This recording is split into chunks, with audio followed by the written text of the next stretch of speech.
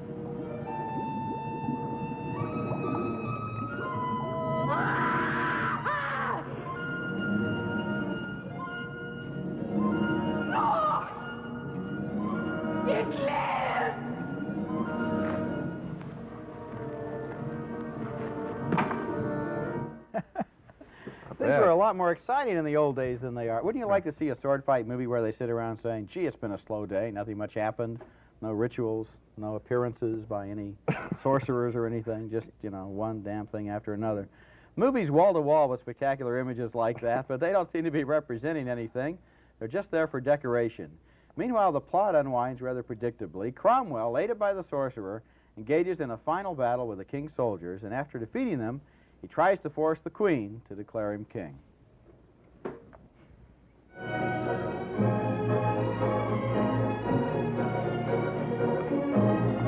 Henry, come back!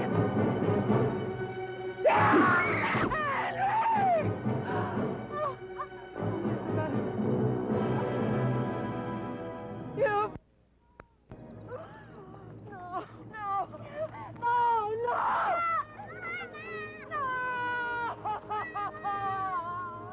I'll spare your daughter if you officially proclaim me king.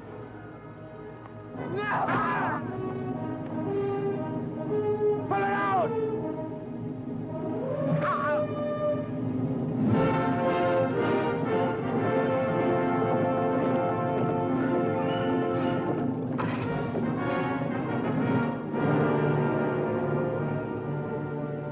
Malia, you fool!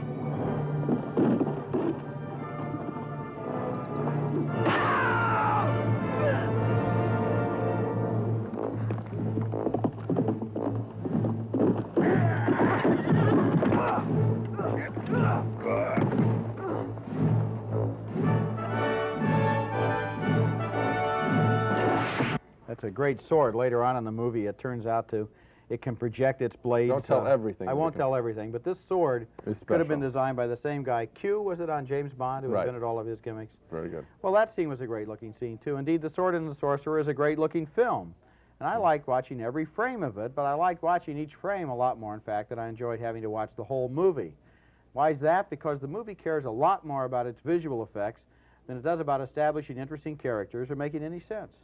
The movie has the usual assortment of sword and sorcerer, S&S ingredients, damsels in distress, heroic young knights, exploding magic spells, torture dungeons, poisonous snakes. To tell you the absolute truth, though, Gene, half of the time, I couldn't figure out what was supposed to be happening in this movie, and I don't think some of the characters were very sure either. Well, I absolutely enjoyed the film. You did? Well, yeah, I thought it was a lot of fun. I mean, those special effects were surprising. It takes a lot these days, I think, to surprise either one of us or dazzle us. Those special effects did. That wall of faces was kind of wild. I thought it was cornball, the sword that does all the tricks. I found the film, though, to be redeemed by the one thing that can redeem every tired genre, every kind of movie that's tired. And certainly I have no interest in seeing people walking around in sword fights. But this film, I think, had a sense of humor to it. A lot of the characters say funny things, just like the humor that I think revitalized the action picture like Raiders of the Lost Ark. I think the sense of humor in this film makes it a lot better than the average kind of picture. Raiders of the Lost Ark was a much better movie, though. I because agree. I think that Raiders of the Lost Ark really began with the characters. Began with the characters and added the special effects. I have a feeling that some of these movies, like Sword and the Sorcerer, begin with the production designer, the art design, the special effects guy, the makeup guy. They get everything ready, then they plug in the characters. Unless the movie is about something, I enjoyed it. I would give it a close miss, but still, I just can't care that much about it. Well, there's no question. Raiders is a better picture. I don't think this is that bad. Dragonslayer is the latest sword and sorcery adventure to come out this year, and it's quite enjoyable, thanks mostly to a fabulous flying dragon that makes its grand entrance midway through the picture. Dragonslayer is the story of a young sorcerer's apprentice who inherits magical powers from his dying master. The young boy also gets a necklace with a charm, an amulet, that protects him against evil. At first, the boy uses his newfound powers to play tricks on an old friend.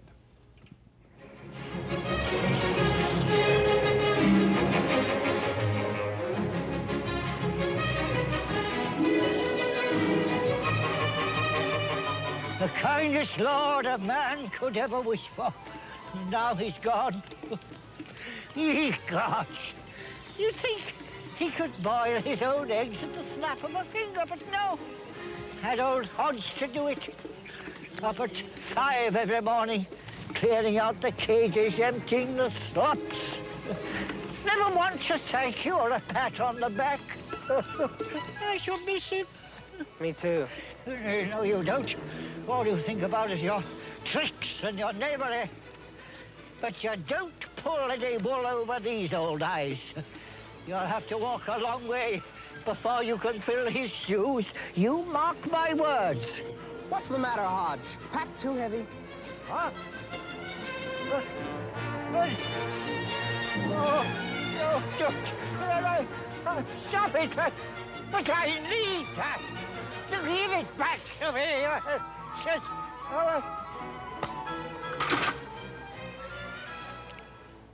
Now, eventually, the young apprentice, played by Peter McNichol, decides to get serious, and so he goes off to help a nearby village rid itself of a dragon who breathes fire and kills young virgins. Some dragon. The first encounter takes place in a lake of fire. The boy has armed himself with a magic sword and his glowing amulet.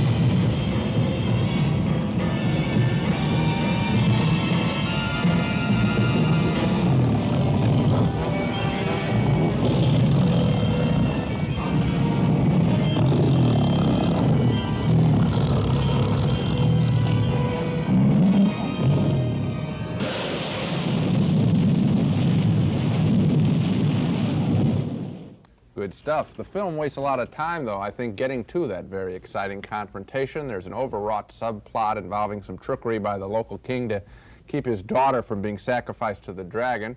More interesting is a sweet love story between the young apprentice and a gutsy young woman. But most of all, I just got a kick out of that fire-breathing dragon. The special effects with the dragon are excellent. In this one, we're pretty much in total agreement. I like the dragon, too. I like the special effects. I like the production design of this film. I really admired the way that they created the Dark Ages. I thought it looked kind of convincing in a way. Everybody's kind of grungy and dirty, and they're wearing rags and walking through the forest.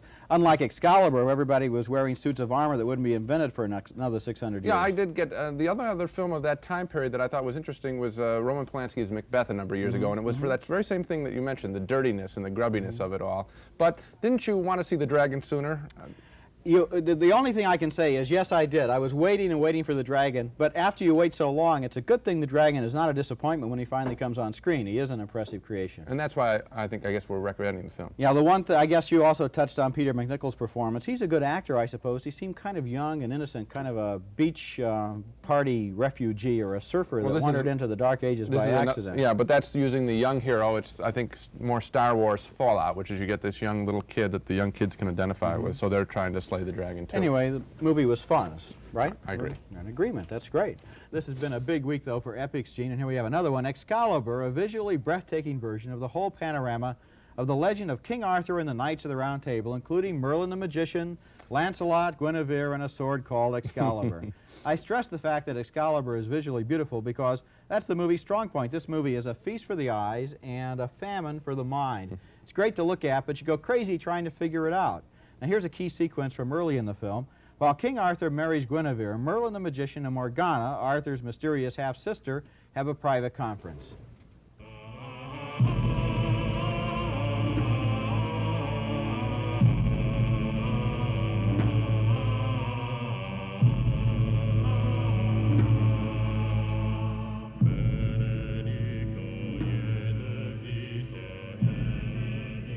By the blood of Jesus Christ, I join you in marriage. Man to woman, king to queen, Arthur to Guinevere.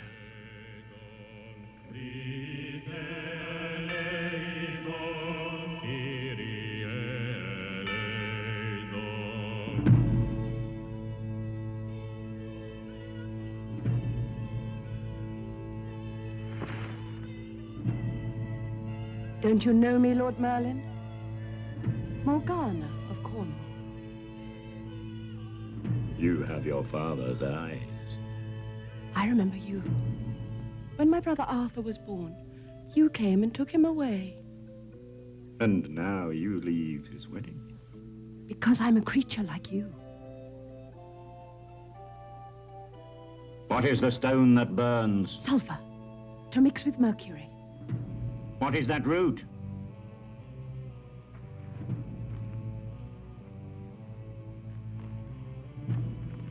Mandrake. The essence of it can prolong the act of love. And if too much is taken? Pain and death. That's it. Ooh, you do know something of the art. That's Nicol Williamson as Merlin the Magician and Helen Mirren as Morgana. And their relationship is the best one in the movie. Williamson plays Merlin as a sly, eccentric character who changes his mind and his magic from one day to the next. And he plays dangerous games with Morgana. He lends her some of his power, and she creates all kinds of mischief, including an affair between Lancelot and Guinevere. In this scene, Morgana visits Merlin's magic cave somewhere far beneath Camelot. Here all things are possible, and all things meet their opposites. The future. And past. Desire. And regret. Knowledge. And oblivion. Love. Oh, yes. Look.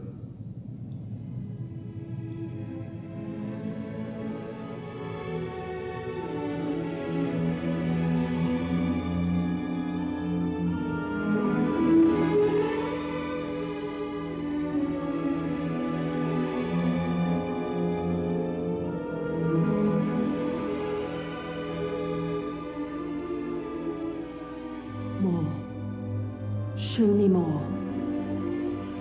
Show me the dragon. Tell me the sacred charm of making. Even though such knowledge would burn and blind you. Then burn me. They're magnetic when they're on screen together, but the rest of the actors come over basically as dolts. I think you can see from both of the scenes we looked at that Excalibur is a great-looking movie, but unfortunately, the characters never really come alive except for Merlin and Morgana. The others seem doomed to perform disconnected, heroic gestures. They're brave and glorious one minute, the next minute they're all plotzed around the round table. The events in this movie don't develop, they passively unfold, so I'm in a dilemma. I love the way the movie looked, but I can't recommend the story. I'm with you exactly. I did feel that these were a lot of people, modern characters walking around wearing costumes. You know, I never got the reality of this film, except, as you point out, particularly for me, Merlin, the character of Merlin. He's fascinating, he's electric, charming. I just can't understand why the director, John Boorman, who's made some pretty good films, Deliverance in particular, why he didn't make Lancelot, Guinevere, and Arthur more compelling characters. They're just interchangeable almost. Sharply delineated characters. If you go back 14 or 15 years to Camelot, which was a movie I was not enthusiastic about, at least the characters were drawn with good brushstrokes. You could see who they were and how they related to each other. Here, as you mentioned, they're like mannequins wearing costumes, walking around in their armor in the river. Instead of romance, you want Rust-Oleum. Yeah, it's a very unimpressive film from that aspect. Only Merlin seems to work. Now we come to the highlight of the show. Conan the Barbarian is the first of the summer's big new action pictures, a comic book style fantasy, sword fights, with bodybuilder Arnold Schwarzenegger playing the title role, a barbarian angry at the world in general, and James Earl Jones in particular. He's a bad guy in a lot of films. He killed Conan's mother. In an effort to get back at Jones, Conan is joined by an Oriental martial arts expert and by a woman, a very strong, beautiful woman named Valeria, played by Broadway dancer Sandal Bergman. Here, the two men meet her for the first time.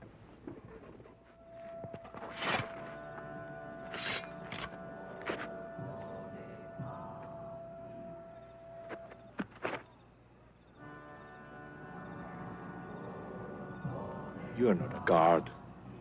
Neither are you. Thieves, like yourself,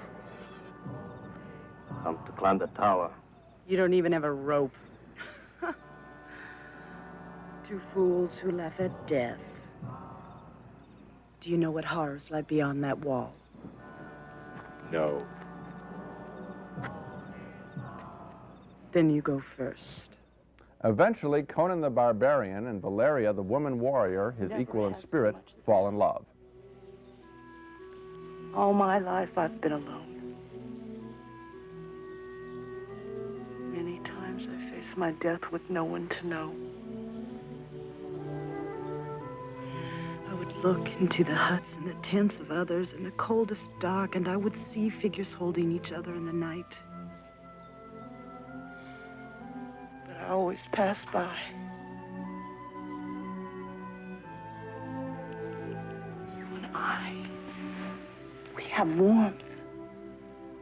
That's so hard to find in this world. Please, let someone else pass by in the night. Let us take the world by the throat and make it give us what we desire. From humor to a little passion, this film has a lot, I think. Later in the film, all three joined forces, and wearing war paint, they raid James Earl Jones's castle where, what else? An orgy is going on.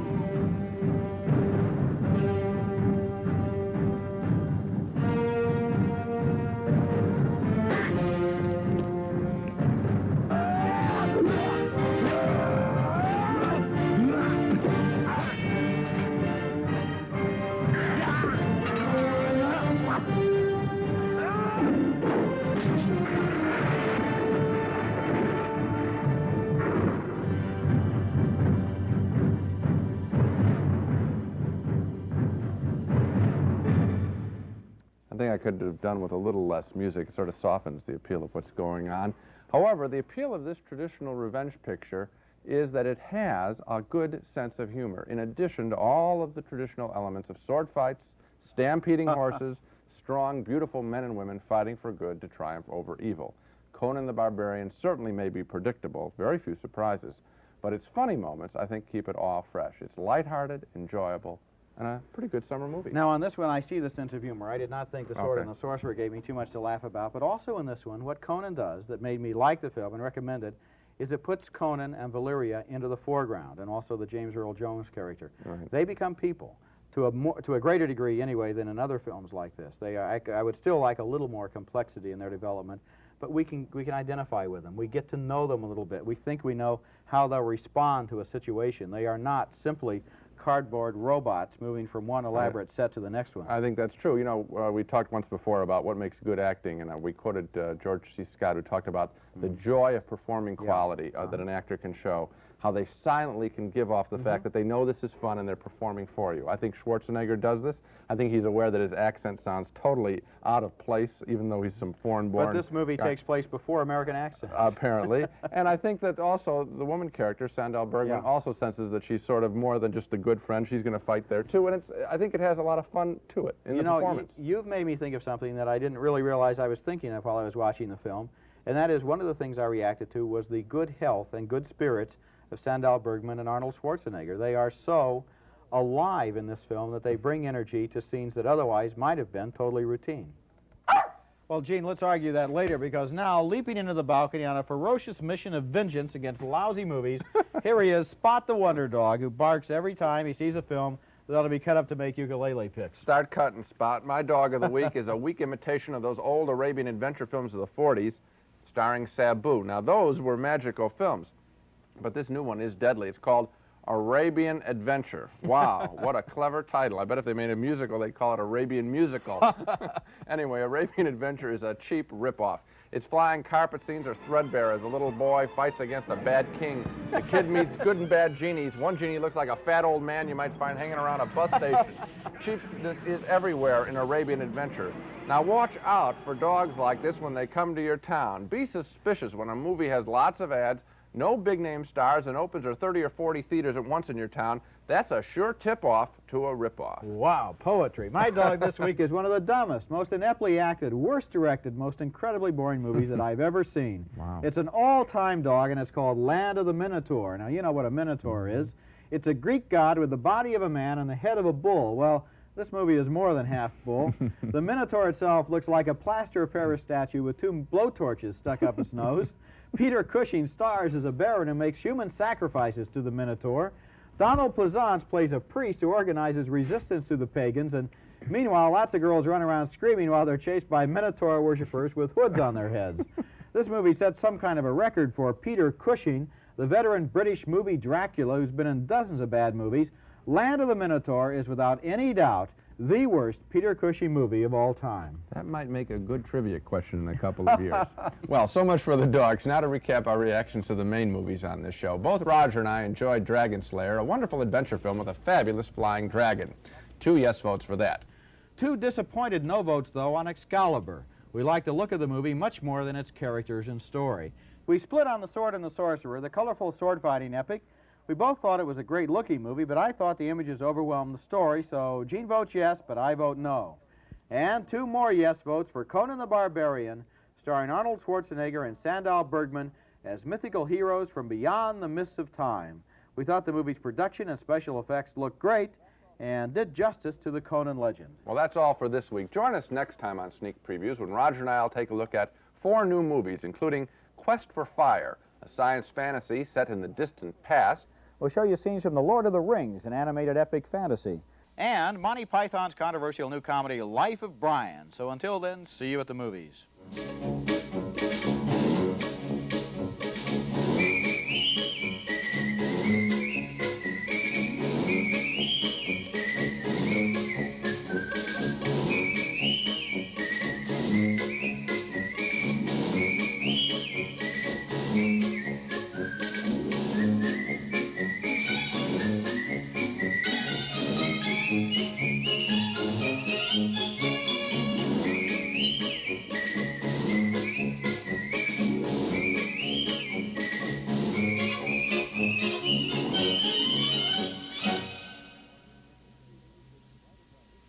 Funding for sneak previews was provided by this station and by other public television stations.